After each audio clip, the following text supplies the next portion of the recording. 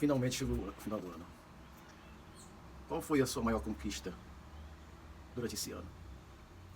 O que você conquistou que você vai desfrutar eternamente? Porque as coisas que a gente consegue aqui, é legal, não tenha dúvida. A gente curte, se alegra, sente, né, prazer e desfrutar. Mas qual a conquista para a vida eterna? As pessoas, elas têm ouvido tanto sobre esse assunto que aquilo mexe com elas. Não faz diferença ouvir aqui, ouvir ali, porque esse assunto tem sido muito batido. Não é de hoje. Desde que eu me entendo como gente, eu passei a ter entendimento das coisas desde criança, eu tenho ouvido as pessoas falar das coisas de Deus. E a gente vê, eu mesmo via como sistema de crentes, costumes. Eu desprezava. Até que um dia eu tive no fundo do poço. O problema todo mundo tem. É natural isso, para todas as pessoas, sem exceção. Mas eu tive no fundo do poço de uma forma que eu achava que eu não ia mais sair. É nessas situações que geralmente as pessoas, elas é como uma pessoa que está se afogando. Está dentro da água, a água está no pescoço, ela está afundando, e aí ela não sente o chão debaixo dos seus pés. E aí, existe até um ditado que nessas situações, cabeça de jacaré é um tronco de madeira de salva-vida.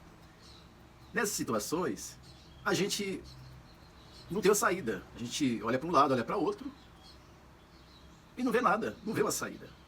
Nessa hora, a gente não consegue nem olhar para o lado porque você está no fundo do poço. A única forma de você olhar é para cima, assim, ó. São nesses momentos que a gente começa a ver que a gente não é nada. Que a gente precisa de alguém maior para nos sustentar. E quando você chega à idade adulta, você percebe que, na verdade, você não poderia contar com ninguém. Porque a vida, cada um de nós temos nossas lutas. A gente não tem com quem se apegar. A não ser com alguém maior de fato e de verdade, que pode nos ajudar. E está disponível. Quando a gente descobre isso, eu lembro a primeira vez que eu fui a igreja evangélica, a igreja cristã, essa é a melhor colocação, eu vi pessoas doentes sendo curadas. Eu cheguei a presenciar isso. Eu nunca tinha visto. Eu nunca tinha assistido aquilo. Estava na minha frente. A pessoa doente, a pessoa recebeu ali uma imposição de mão, uma oração, e no mesmo momento ela ficou curada. Eu achei isso extraordinário. E aí, eu não tinha muito conhecimento. Dias depois, dessa primeira vez que eu entrei numa igreja cristã, que tem, né, realmente autoridade do poder de Deus, da palavra de Deus, que usa essa autoridade. Eu lembro que logo depois, eu não tinha compreendido muito, mas eu vi que aquilo era muito poderoso. Aquelas orações, aquelas palavras são palavras que eram palavras muito poderosas. E aí eu viajei lá para o Nordeste. A minha filha, a primeira filha que eu tive, ela tinha 3 anos, era isso, tinha 3 anos, e a gente viajou de ônibus. Na volta, ela teve entre a vida e a morte. E não tinha médico, eu já tinha gasto o dinheiro todo que eu tinha levado para a viagem de família.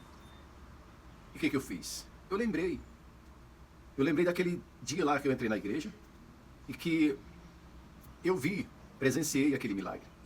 E aí eu lembrei das palavras que aquele jovem tinha falado, uma pessoa doente. Eu fiz aquela oração. E no mesmo momento, Deus, ele ouviu com certeza, não tenha dúvida, eu não tive dúvida, ele atendeu a minha oração. A menina que estava entre a vida e a morte, no mesmo momento ela foi curada. E eu percebi, eu falei, isso é muito poderoso. Eu não posso abrir mão disso. E aí eu passei a seguir a fé cristã. Não foi só isso, mas eu vi e presenciei muitos milagres extraordinários. E eu nunca tinha visto. Eu ia na igreja católica, a gente participava da missa, pegava um papel para acompanhar os hinos.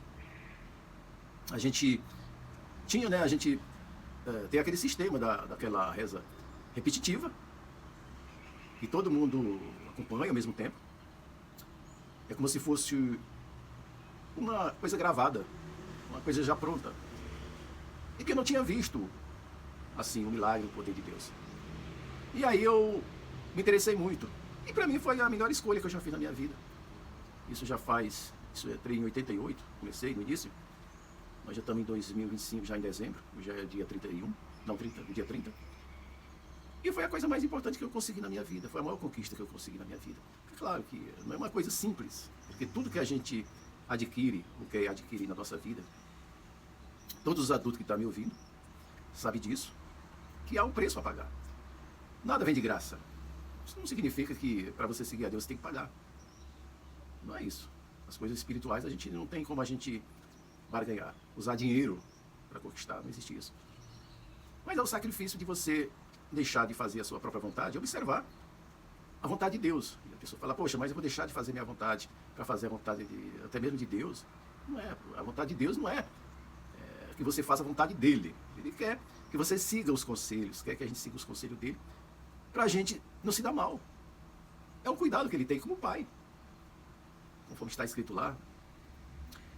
Qual o pai, se o filho pedir pão, ele dá uma pedra? Se ele pedir peixe, ele dá uma serpente? Ou se ele pedir ovo, ele dá um escorpião? Ele fala, vós que sois maus, sabem dar boa dádiva aos vossos filhos. Quanto mais o Senhor dará boa dádiva àqueles que o pedirem. Então é a questão de você obedecer. Muitas vezes o pai, ele fala, filho, não faça isso. Filho, não faça isso. O pai e a mãe falam isso para os filhos. Normalmente quando eles são ainda menor. E eles ficam aborrecidos. Eles batem o pé. E muitos deles não obedecem. Infelizmente eles não obedecem. O que acontece? Como o pai já tem experiência, o pai ele sabe que aquilo não é bom para os filhos, o filho que ouve, ele vai ser bem sucedido. E aquele filho que não ouve, ele vai arcar com as consequências da desobediência. Não é? As pessoas falam, muitos que não conhecem a palavra de Deus, falam que é castigo, Deus castiga. Nada disso. Deus ele não faz o mal. Deus ele só faz o bem. O que Deus faz é nos aconselhar como um pai amoroso, que ama os filhos. O pai nos orienta. Se a gente ouve, se a gente obedece, nós somos beneficiados. Se a gente não obedece, Deus ele não pode fazer nada, porque Deus ele nos deu o livre-arbítrio. Nós temos a livre escolha para tomar nossas decisões. E Deus ele deixa a gente à vontade. Mas ele nunca vai deixar de se preocupar por causa do amor que ele tem por nós. A preocupação de pai. Resumindo, pessoal, eu não quero deixar esse vídeo muito longo. Eu quero deixar para vocês aqui não desejo. A gente não pode fazer outra coisa, a não ser pedir, né? Por nós, pedir por mim e pedir pelas pessoas. Todo cristão que nasceu de Deus, ele tem essa consciência. E as pessoas que ainda não conhecem a palavra de Deus, que nunca conheceu, não digo a palavra, a letra. A maioria das pessoas, elas conhecem as letras, versículos, passagens da Bíblia. Mas isso não adianta muito, porque o que vale mesmo é a nossa sinceridade e a prática daquilo que você sabe, que você aprendeu da Bíblia Sagrada. Aí sim, vale a pena.